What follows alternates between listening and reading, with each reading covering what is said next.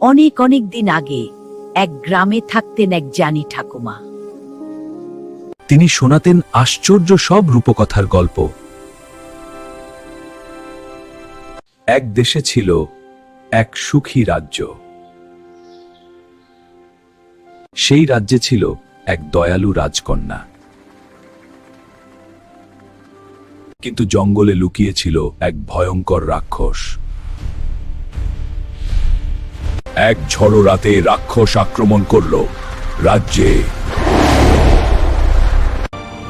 রাজকন্যা ভয় পেলেন না।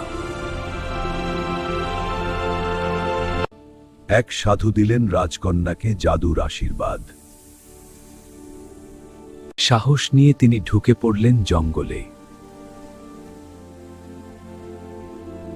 এক জাদুর হরিণ তাকে পথ দেখাল। রাজকন্যা, অবশেষে পৌঁছালেন রাক্ষসের গুহায় রাজকন্যা। শুরু হলো ভয়ঙ্কর।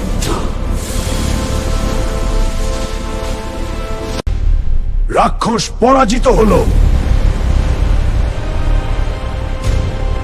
রাজ্যে ফিরে এলো সুখ আর শান্তি।